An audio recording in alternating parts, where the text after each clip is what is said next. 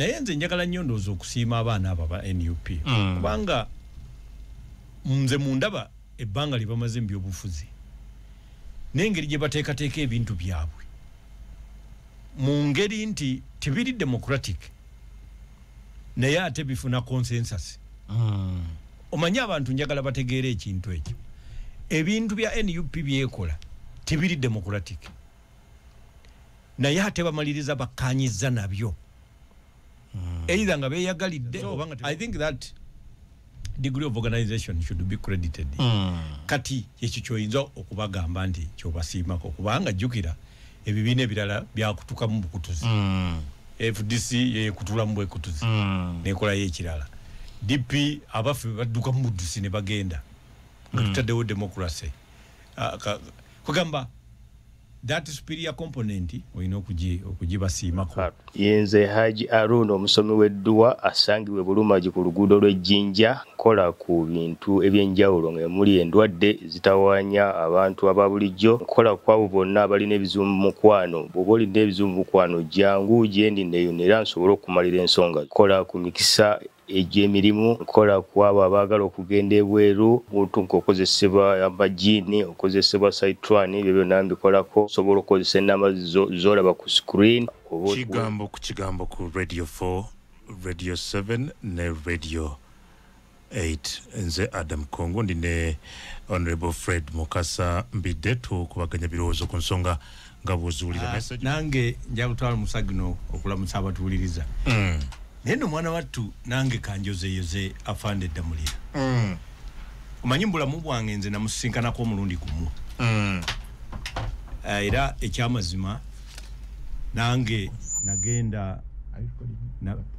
nange nabeera Samundi ofisi ye kunyonyola ku nsonga z'Abanyarwanda. Nakuyita ofisi ya president ye yalagira nga nteberezebwa okuba nga nange nina obumenyi bw'amateeka bwe ngenda nabwo mu maaso. I can tell you nze simbadde sisangangako mujaasi mu Uganda mugezi. Omanyi mu Lungereza waliwo kye bayita nimbleness, adroitness and dexterity. Ng'omuntu muyina discussion ku byafaayo mu mateeka ne mu philosophy. Twayogera naye okuviira ddala ku colonialism paka kati ng'abitegeera bulungi. Afande Damulira. He is a very brilliant man. Era nze nino muyozaayoza kubanga nze ebimu ku promotion ze ndowooza nti kati yebeera esaanidde. Nze ndwawo okusanga omuntu nga asobola okuchallenginga brain yange. Nze ndwawo. He is one guy I can vote for. Wow. So this is a deserved it promotion. Is extremely deserved. Naye tosuubira abantu kubisanyukira kubanga omulimu gw'omuntu anoonyereza n'okulwanyisa obumenyi bw'amateeka. Mulimu gwa kukwata kuteebereza ku kajojijoji wa bibuuzo si gwe mulimu abantu nti bayinza okukola akabaga ne bamwebaza kubanga ebibala byagwo byebyo ebikutuukako nga totegedde okugeza webase bulungi n'ozuukuka nga tewali akkubi eri baba bakola kati beeri baba bakola ninga gwe totegedde. So kiba na kizibu okusiima kubanga gwe tomanyi nti bakola takuba lukuŋŋaana naye nga aba aliyo ng'akola. Kati gwe woolina okutegerera abantu baffe batuwuliza nti akola ku byokwerinda akoze ng'osuze ne sente z'omu nju n'ozukka n'ozikeeza mu bbanka nga teri akutte. Olwekyo tumwebaza era tumwezaayo. Kale byebyo ebya afande Dam. But generally gwanga limite kyanga bwoliraba mwakafuna obukulembeze gwe mukama Nobert Mao. So far mwakatambula kunoza weeks nga 3 ba mwezi. Era ndoza weeks 3 oba 2 awo. Tukyali bagole. Naye jjukira wano ku program twayogera nga mwaka gutandika. Guno omwaka gwe tugenda koleramu ebintu bingi nga tuli busy entuyo tuzisaza bibatunga buli omu ali busy abantu ffenna naye nga mu bye tukola byonna temulimu kyamakulu. Era tugenda mu maaso abatuwuliriza tutambula buli kibiina kiri busy naye gwe yimiriza omuntu omu mu kibiina ku byonna ebyodi ku ludda oluvuganya ng'omubuuza nti ekyamazima osobola okuteekayo omukono ne bagutema nti President Museveni agenda kuvaako gwe gwowagira ddeko ne tugamba ndika tutekeyo buli muntu kyasinga okwagala katugeze oba bya bugagga oba ne tusimbawo sente tituziteekewo wali nga bwe basiba sente olaba ffe twasibanga sente ku mbuzi walozi n'embuzi z'emunyonyi ezaddukanga ez'empaka naye nga waliwo gy'olabanga egenda kuwangula n'osibako ogamba eyo yajja okuwangula ebibiina by'obufuzi byonna ebiri ku ludda oluvuganya mu bintu bye tuli mu kukola waliwo ekibiina ekiyinza okunkakasa nti bwe tunaamalira okulonda bagenda kulangirira kyo nti owakyo yasinze kuba pulezidenti. I want to think so. Kibiina kati nga NUP balina protest vote kakati balina protest vote balina n'okuzimba eggaali anti protest vote ate bo kitegeeza tebajja kwesimbawo eyo obululu mu busungu obw'ekitalo bayinza obusazaamu bayinza okukayuza n'agenda nakeeka bayinza okulonda atasaanidde okulabisa eyo protest vote si kino kye batugamba nti kalonde kakuume kabanje bebigambo ebyo ebibiri babirabanga bwe biri balooza bwe biri mu Lungereza si bwe biba kati oli bwaga nti eyo boiling pot kati nsuwa yennyini yebe yeesera oba amazzi agalimu kakati bo be babiraba naye baki interpreting nga kifula nenge kyebaogerako is a principle naye bo kati kyeboogera bo nga bo kyebategeeza bo nga bwe babiwulira bwe bakola ki bakikola bwe babyogera so teriyo protest vote kati bo nga bwe bakyogera tekyawuka na kwesimbawo n'okuuma obululu bwo nga mumaze obbulonda nga tokkiriza kukubba. Yes, ekyo si ye protest vote. Si ye protest vote. Eyo ordinary voting system nti era bw'omala okulonda ate weegendereze tebakubba. Simple. Era kyekibaddengawo. Era kyekibaddewo. Era ekyaliwo mu 2021 enjawulo ya kino nti guli omwaka ogwa 2021 President Museveni teyeesimbawo. Yali atya COVID nga tava mu office nga tava waka era nga agamba abantu 5 be baba kuŋŋaana ku district babakebere COVID ajayogeremu nabo nga ali kilomita namba niwe batudde 50 people per district era teyayogerako n'abantu basukka 3,000 mu Uganda yonna. So n'olwekyo teyeesimbawo kati bw'abanga teyeesimbawo naye nga yafuna obululu bwe yafuna kati saawa eno jjukira ali ku buli kyalo. Asooka myoga n'akomawo ku PDM kati anaatera okudda ku bululu meeting the same people carrying the same message era ne speeches ze tezijja kukyuka nga yeesimbyewo zino zennyini zaayogera abamu bagamba mbu tuwaayiriza ali mu bya PDM njagala bambule njagala tuzikwate speech after nomination tulawo banaayogera yanjawulo so kikutegeeza abadde anoonya bululu akati ffe abaffe banoonya bwa MP bwa kansala batandise bakayanira na tiketi zaabwo kati kyekikulu ekiriwo tuyina ebibiina nga byo byagala kusimbawo omuntu ne bwaba nga ali mu kkomera so kati ekigendo ky'okumusimbawo kiba ki era kumusimbawo kakati kitegeeza tetukyali ku national game plan ey'okutwala obwa president tuyina n'ebipya nga byo bya byalo kandi kino ekibiina kyo kya Greater Masaka wano wekisibidde amaanyi gakyo so kakati bannange tuli bize naye byetukola byebyo you're doing nothing Doctor tugende ka lulu ka special interest groups kusingira ddala kabavubuka mutugamba bujja opposition nti constituency y'abavubuka ye yammwe population esinga y'abavubuka bonna bakoye NRM n'ebirala. What came out of this election speak otherwise? What went wrong? Kati olaba abavubuka bano ennonda yaabwe si universal adult suffrage. Akalulu ka electoral college kaba kalala. Ekyamazima singa twali nti kati abavubuka bali mu district eyo mulimu abavubuka bameka abavubuka bali 32 basimbe n'obukonge bwabwe buli muntu yenna yena below 30 balonde. Opposition districts ezimu twandiziridde wange ekyamazima ebirowoozo by'abavubuka kati tebikyakwatagana na birowoozo bya gavumenti eriko kubanga gavumenti yo byegamba nti yebikoze baba vubuka bazalibwa webiri twaleta radio stations FM stations netuleta amasimu netuleta simanyeze engudo Salama Road byali lusuku bana abavubuka bonna bazalidwa nga sibye byo nga byonna webiri nolwekyo tebategeera bulungi gavumenti eno kyeyogerako era si kyangu kugiwa buwibululu nga bwe yandyetanze so nolwekyo babadde basobola naye electoral college yeetaaga superior organization ate ebibiina byaffe gye bitalina titugirina ojja kusanga ebibiina nga tebinaba na kutegeera ennonda ebeera etya naye ng'obululu bwawedde era buno obululu bw'abavubuka bwetaaga ne resources nnyingiko kati nze ndaba wano abaana abeesimbyewo youth MPs waliwo benasanze eggulu ne basanga eyo padeera batambula banoonya kalulu naye nga nalabye omwana omuwala anoonya obululu ng'olaba resources azirina alabika asibuka eyo ndoza mu Western Uganda naye nentegeera nti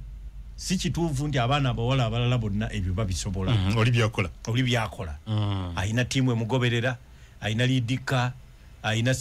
waliwo financial controller kugamba she's running a mini government mu campaign kakati oyo abeera agenda kuwangula obululu obwo si ntino lwakububa yabasinga naye yabasinza resources kakati wano mu opposition ekyo ekintu twandibadde tukituukako singa for example tukolera wamu netuzoninga netugamba ndi kati gwe ekibiina kyammwe what is its best era ffe debate gye twawadde nayo nga DP mu mambuka g'eggwanga nakati gye tukyagenda nayo mu maaso ffe tugamba nti akaseera katuuse DP base shiftinge hedde waggulu mu mambuka kuba n'abantu beeno bali mu byejo bakola byejo byerere basambagala nga bolaba omwana asambagala agenda kuyiwa amata gali mu girasi ku mukeeka naye yeekaabya asambagala mbuloka tebamuwadde keeki naye wana amaliriza okusambagala nga n'amata gakoze eki nga nako gayiise bye tulimu wano muva mu delegates conference ne mulaba ate omuntu nga ayagala okukuumira abantu mu election mood ku byawedde that is wazokure muntu aba tategeera just kuba kiri kyawedde kakati kwata wagoni eyo gye mulina mugitambuze mutwale ebifo by'eggwanga abantu baffe naddala kati ba players ba Buganda wano mu byobufuzi tebabitegeera era bagenda balizayininga omu ku omu sijja kwesimbawo sijja kudda tanzo bawulira nga bagala tebajja kudda but the mistakes were theirs ensobi zaali zaabwe so n'olwekyo njagala okutegeeza muganda wange kungu ffe kakati katuddeyo besi tugisitule olaba akena besi ye yagitadde ebuwe elango era tukakasanga electoral areas ezisinga agenda kuzitwala UPC kakati ne mawo twagala agiteeka akyoli naye awakuŋŋaanye naffe wano tugezeeko kye tusobola naye nga first priority eriruddawa akyoli kati n'abalina besi yaabwe wano nabo bagiteekewo nga first priority tulabe mugende nga mufunza as we prepare for the next generation not general election eno yawedde kwati walina mateeka getugenda akalukano kawedde kano byaggwa byagwa bigenda kubangera bitwabyogera wano gundi yas bamulangiridde president Museveni onazeeko bamukwatidde waka police emwetoolodde abawangudde obufo obw'enjawulo bali mu kugolola suuti kulayira kunaatera bye bigenda okubaawo era tutandika okubavuma mu myezi eginaasooka kubanga debate gye bagenda osookerako kusala sente za mmotoka kuzongera okuva ku milioni 2 kuteeka ku 2.5 ne mileage kujongerako kuba amafuta galinye Israeli ne Iran we banaamaliriza nga amafuta galinye bei nene tujja kuyingira mu kalulunga amafuta geeyongedde so n'olwekyo tutandika okubavumira ekyo kubanga ekibiina ekigenda okubanga NUP temanyiddwa mu bibiina ebimanyi okuteekawo okwekalakaasa beyond the voting day titekikolangako era tetusuubira nti ejja kukikola okay but is it the problem of strategy mulemeddwa okustrategizing obulungi oba obulwadde mubuwa ddagala kyamu kati ekizibu ekiriwo ye kyebayita the theory of the directing mind and will the theory of the directing mind and the will. Kati olaba musobola kuba ku radio station yeno nga abakozi bangi buli omu alina ekifo naye waliwo bemugamba nti abo abasatu kasita basalawo kyekikola nga abo abasatu ye directing mind and the will of the entity bwe bwongo bwa company kakati olwaleero obwongo bwa opposition NUP katate tebabimanyi obwongo bwa opposition NUP not DP DP oba nandi kisandikira na bwongo naye olwaleero kati abasalirawo opposition nti kino kye basazeewo ogenda okusanga nga really kye applying ku majority voter abo opposition ba NUP obwongo tubuyina nti tukyalina maanyi gakola ki bobe bayina amaanyi naye kati abayina amaanyi agasalawo basalawo byanjawulo so bo obuzito bw'amaanyi ge bayina tebabumanyi okusinga basalawo bakyusa uniform zino ne babera ovulo ne bazivaako ne besibe by'abasiraamu ne babivaako ne kugamba ebintu bye baliko their priorities are completely different tebasobola kusalawo nti enkya tuteekewo joint process egenda okukwasaganya opposition ekwatagane kati olw'okuba nti ekyo tekiriiwo tugenda kutuuka mu kulonda tuve nawo nga bo batambula na minzaani balinyako bulinyi ne bagamba abo baddipi tubasobola fe tuzitowa 7 abo bali 23 kati bo beepimira kube basinga be basinga balabira kumbi ebigendera bye bitono nnyo sibigazi ati sibigazi kugenda wala naye nga bisobola okubabeeza mu kifo ekyo okumala akabanga ne bafuna ki era ne bafuna ebyo byebalina kubanga simanyi bulungi oba bo baagala obwa president kuba olaba babakulembera olaba nga ba president already abakulembera NUP ba president era bo tabayita ba president oyinza nofuna obuzibu so kitegeeza basobola okuba nga tebanoonya bwa president nga babuyina nga babufuna dda nga ekintu kye baagala kyekyo kyennyini kye bayina kakati the disparity arises gwe bw'oyagala banoonye ekyenjawulo nga batandika kugambana ne amuguze ono akolera ani NRM yokana akaluka kategeeza ki gyeri era afande damulira kutumidde naye nga akalulu kano kategeeza ki eri NRM and number of opposition generally because waliwo abalowooza nti kalinga akatubiddeko katusigidde ekifaananyi katulengezza wawe tulaga kakati olaba NRM ebintu bitambula nga bwe yabibala kubanga yo ekimanyi nti tewaliwo free and fair election era ekimanyi nti bajja kusoma nti President Museveni yasinze naye era ekimanyi nti mu mbeera eriwo international community tejja kukkiriza nti ddala kituufu obululu bwabadde free and fair era n'ekirala erowooza nti abantu basobola n'okwekyanga era era njagala okutegeeza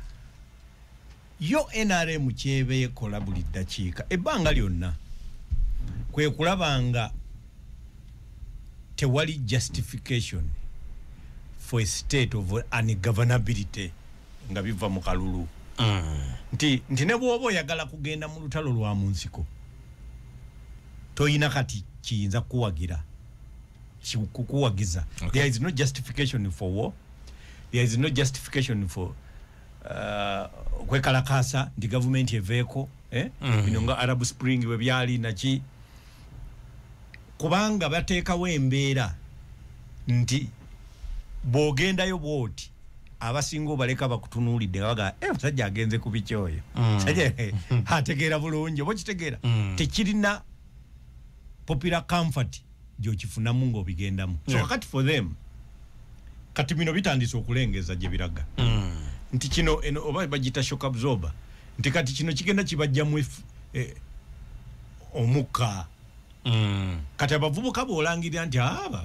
bavubuka era NRM basinze abantu batandika okutegeera kiringa bw'oba olangirira ebivudde mu kulonda mu generations tebasobola kutandikira ku Kampala batandikira eri mu bifo by'omu byalo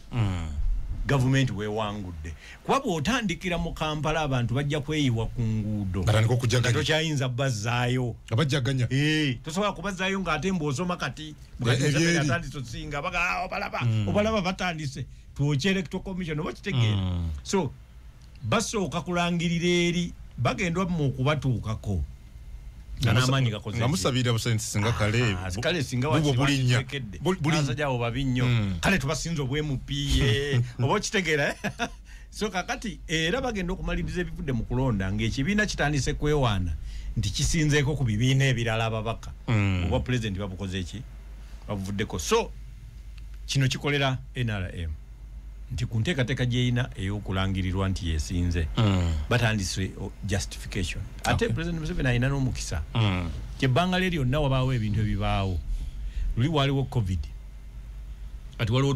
Trump talina bulungi makulu galaba mu bintu bya Africa ebya demokrasi ebyaki birikatabirimu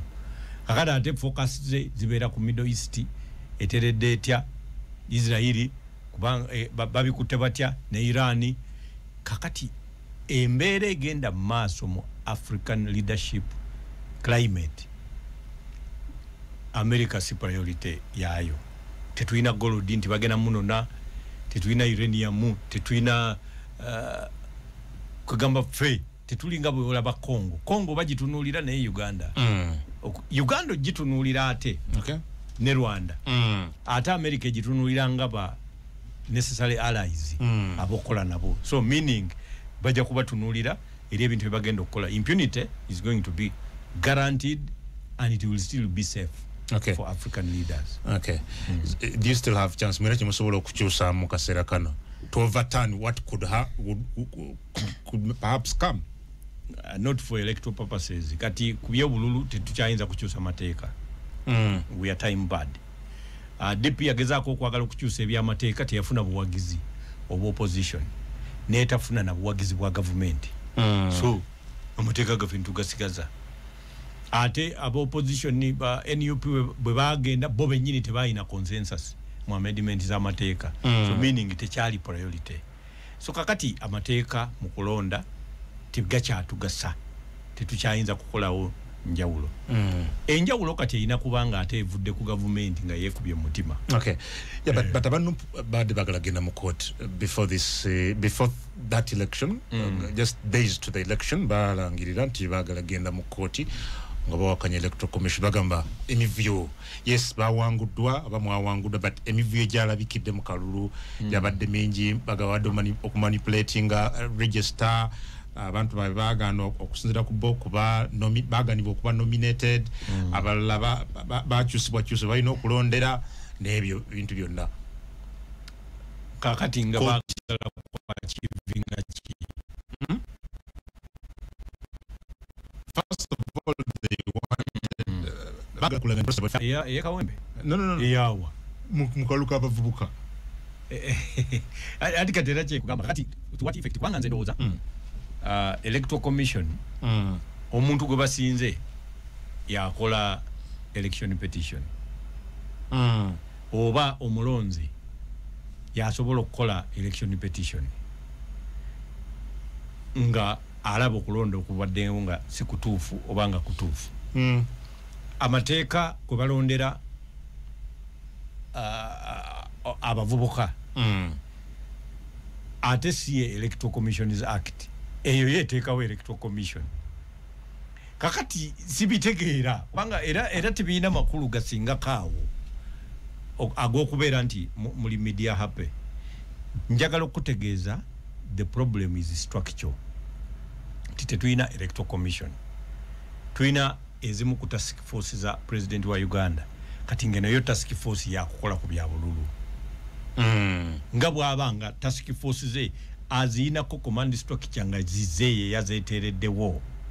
ngera bwabawe emirimu bebaza that is how the electoral commission was formatted teringa bolabe ye Mozambique in parliament ye Gironda teringa bolabe Namibia nti waliwo participation ya justice group ne South Africa nti oba singe Kenya nti ne Kenya Law Society ne Alliance of Political Parties ba participating it is not like that ene yawano ya Gironda atenga candidate therefore yemu ku institutions z'abawadde emirimu nga bwolaba institutions nga bwolaba KCCA nga bwewandirabye NIRA nga bwewandirabye nezine zavaawo nga UNRA nga bwolaba URA Electoral Commission kwegamba zize yazikwasa emirimu mukole balina kukola nga bwayagala kubanga bavunaanyizibwa okutuukiriza kuba abo bolaba abo babawa emirimu bakola n'obubaga bamuwadde omulimu president ampadde era ekibuuzo kiri nti to whom do you owe allegiance kakati ng'ekyo okijuxtaposinga ne unpreparedness ey'abaagala okukulembera n'obutali buna busobozi kakati ne international community ezibiikiriza negamba naye waaya abasajja betwandiwagidde tibabisobola ndanafu onagira atuyambe Somalia kakati babeera mu ebyo ebibalo byaffe tebinatutuusa kutegeera kyakola tubadde tuli mu Kenya olwaleero ya 1998 but we didn't utilize that position tubatutuusa fekatiza walevo jebina babita 1992 ne bitandika okukola ebyabwe 98 tubadde tutuuse how political parties can exist omanye n'ekibiina obubiina okubeera nti weekiri it is a struggle against a powerful individual nti ne NRM okweteekawo ng'ekibiina ebe eyina kubaako byewakanyiza ku President Museveni kuba ye individual growing beyond the political parties buli muntu yenna alina ekifo ekyobukulembeze yagenda kigendamu nga President Museveni ye president so n'olwekyo bonna abalaba talinayo gwe yasanga afuga mu buli kifo mwe bali so n'olwekyo kitegeeza abayinako superior gladiatorial superiority nga yeye nyini yabakulira bonna mundaba na mukivula kati awulira taite entuufu alina kuba jjajja gumanyi kitegeeza omuntu bwakugamba nti jjajjawo kitegeeza bakuzaala ye bazaala si gwe kugagwabe obiruli ate kati gwe sadi toina na choyogera so n'olwekyo toli mutabani toli kiwabulu li muzukulu bubera there is a degree of inferiority presupposed on you okwata kwatozanyira mu ttaka okola ki mujja kunona bigaggu oba kitege philosophically bwate bwakulaba so ebibiina then you still have a long way to go really it is era twandibadde tulekeraawo okulowooza ennyo ku generation naddala ey'omwaka netulowooza ku generation kuba kakati bino bigenda kukoma tunantukira mu mwezi ogwokubiri nakuza mwezi 22 nga luyimba lulala gwanga ligenda mu maaso ate tulina bannayuganda beerabira nnyo bajja kuba munnanga ate nga bakutta omuliro mupya ate nga tajja kulayira biri asatu mugu bajja kusooka tajja kulayira kakati omusajja atandika okuwandika amabaluwa agayita ba president abanajja tajja birayirayo kateta tumuwadde naku 10 kakati batandika alaika tagenda kimalako kakati bannayuganda babeeramu ebyo ebintu tulina ekizibu lyali eggwanga nga lifa abadde n'emyaka 35 ajja kubuweezezaana genda okudda ku ballot paper ng'oyinaana bakati nze myaka nga gidduka kakati ffe tubadde ba UID juice kati mukyali baga ffe bakulu tokyasobola kuyita wa UID kati ffe bakulu bagamba ekikulu mulemedde mu bifo kakati abavuddano lyabala mu UID tubadde mu UID naye kati abaana batugamba mweremezaamu nammwe temwagala kuwummula kakati mu myaka 5 mugenda kuba veteran kakati tetukyayagala kwekalakaasa ogira bwoti ogamba abasajja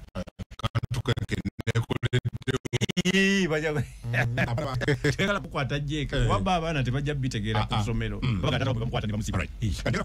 twogereko harmonization gyetulaba mu bibiina mu kufuna flag z'ebibiina simanyi mu DP mugenda kikola mutya but mu NRM tukirabyeko twalabi wano omukyala Shatsi Kuteesa ng'aganza olwakwana nduvuddemu sodo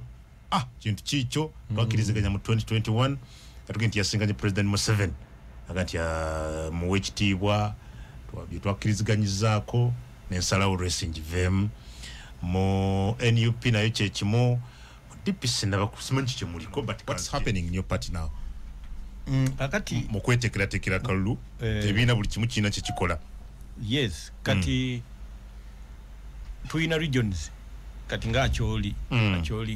tuli heavily subscribed eyo tuina ne primaries ze tugenda conducting kuba candidates nyingi then wano ebifo bye tuina mu primaries bitonotono ebisinga we are prioritizing stronger candidates bana abategeera mutya tuba pima era bwe bana amalo kola applications zawe kuba tugenda kugulawo mu bange litali lya wala betuna amalo okugulawo batandika okuleeta kye bayita expression of interest bana amaliriza ffe mateeka waffe atulagira okuteeka primary elections okubeera ddala ku constituency knowledge bawandiika ebbaluwa ne bawandikira National Executive Committee yesunsula amanya wesunsula more than one name kati awo ne baleka bakuba akalulu badelegates b'ekibiina abali ku constituency level febyafa abantu baba balondera kutaka sene wagulu naye betubanga erinnya likomyewo limu kitegeeza bakola bukozi inauguration ne tukategeka okwewandiisa process yaffe tenatandika twakava mu delegates conference kati gye tugenda okuzaako. Okay, good. Lingi zaako mu bigenda maaso ebina ebirala shatsi kuteesa kintu kyekivuddemu wano mu Kawempe tubadde tulaba Magara Wumalu yali ayagala kukiikirira abantu bakawempe yomambuka mu by election eyo n'atuuka n'akivaamu n'agamba nze nkivuddemu nga ticket bagiwadde mukwano gwaffe Kanso na Lukoola kale nagati ngenze kubwa meya bwa Kawempe eri Latif Ssebaggala bwayagala kakati yatuuse n'akivaamu nakyo nkitadde kati ate n'agenda ewali omusajja bamuyita Kasagga naye abadde na bwa kansala bwayagala kati eyo gye yagenze ate Kasagga yakivuddemu ekyo bwa kansala yagala sikyayagala olw'obulungi bw'ekibiina ekyo kyagenda okugendako kati ono yali ayagala obubaka kati gyagenze kakati n'ekyo omanyi sebo decision making si nnyangu ku bintu ng'ebyo ebitanabeerawo omanyi buli candidate alowooza yagenda okuwangula kivola nti si kyangu kugamba muntu nti wano weesimbye wandivuddewo nodda wano alabira ddala nga gwe omutawaanya ye abadde alina okuwangula. Ekyokubiri NUP erowoozebwa nti erina obuganzi naddala wano mu Kampala obusobola okuwangula bw'abanga baleese candidate omulungi obanga bakoze campaign ennungi kubanga n'obutawangula nakyo kisoboka bwa meya tebabuwangula Kampala Central tebagiwangula so kisoboka obutawangula era kyenjagala abantu baffe bategeere tikyokuwangula n'obutawangula olina okubanga wakoze superior campaign eyo ekibiina kyo bwe kibanga kirina obuganzi ekyo kwe kikugattako. Ekyokubiri freedom and fairness of an election nti ddala akalulu ako ebyabadde mu box bye babaze ne basoma oba nedda waliwo ebiyinza okubeerawo kirala choice of a candidate so mbitunuulira naye nze njagala nnyo ndowooza okusiima abaana abo aba NUP kubanga nze mundaba ebbanga lye bamaze mu byobufuzi n'engeri gye bateekateeka ebintu byabwe mu ngeri nti tibiri democratic naye ate bifuna consensus. Omanyi abantu njagala bategeere ekintu ekyo ebintu bya NUP byekola tibiri democratic naye ate bamaliriza bakkanyiza nabyo either nga beeyagalidde oba nga tebakoze eki n'okubasiima okubanga balina that component of capacity to generate consensus. Omanyi consensus abatuuliza kyawukako ku unanimity. You don't have to be unanimous oli okugamba nti eyo consensus ekyo tukiinako ne decision ya court number ya East African Court East African Law Society versus East Africa versus the East African Community bagamba consensus is not unanimity. Singa basatu kubana bakkanya ku kintu that one can be carried as consensus.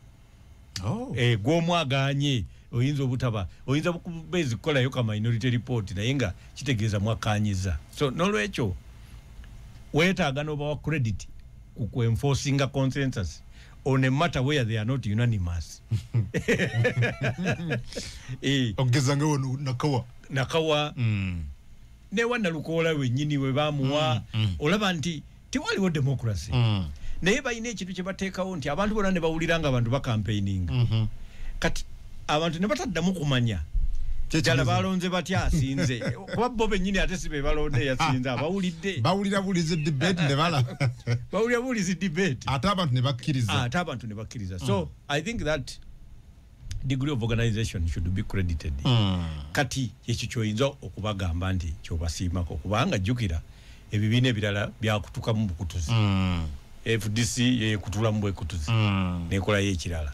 DP abafe badduka mu buddusi ne bagenda tutaddewo democracy kugamba that superior component oyina okugibasiimako naye era then NRM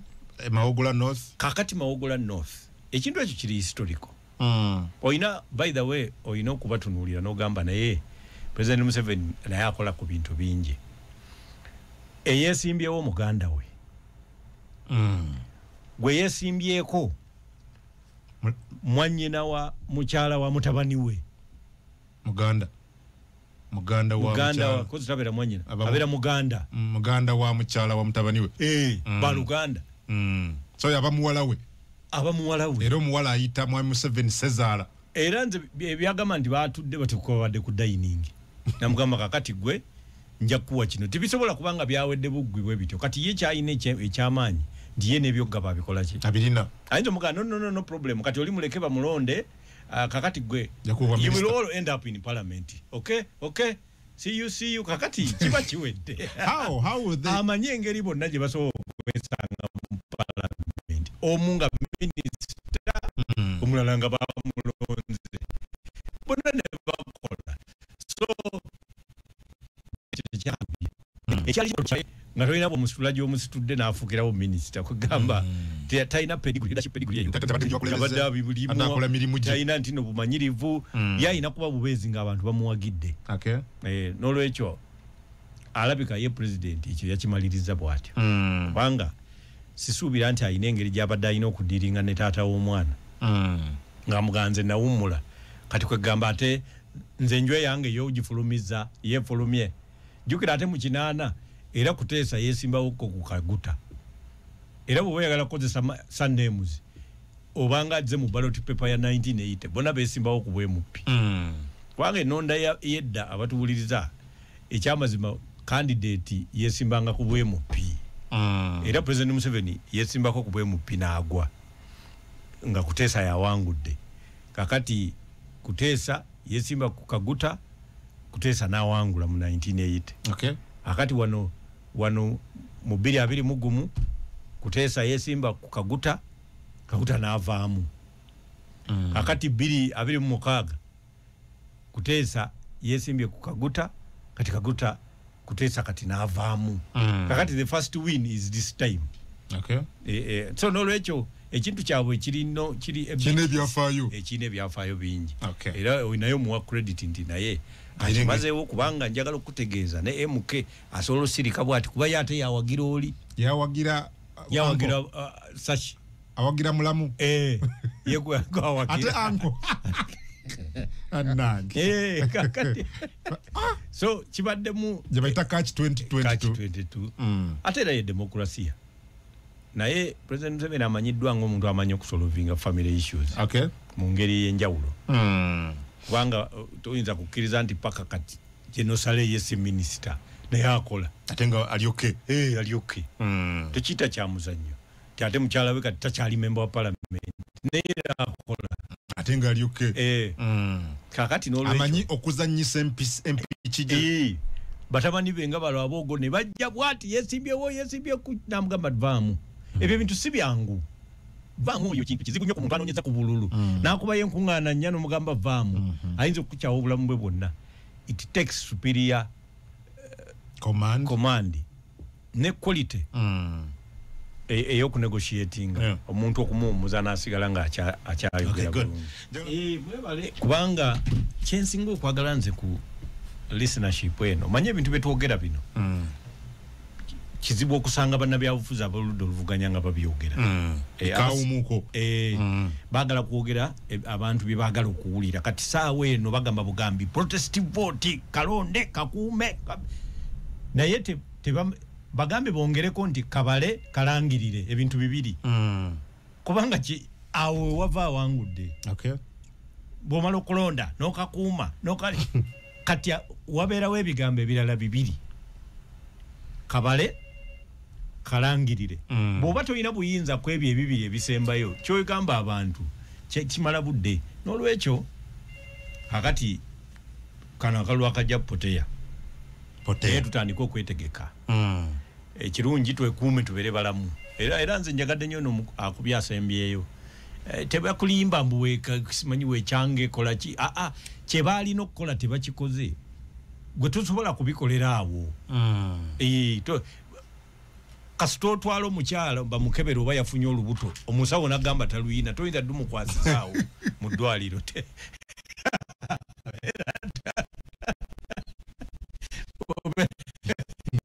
ebbanga lyobadde naye eryokulumukola likujjako awo mu ddwaliro si gwogenda okukolera ebyamagero so kiganye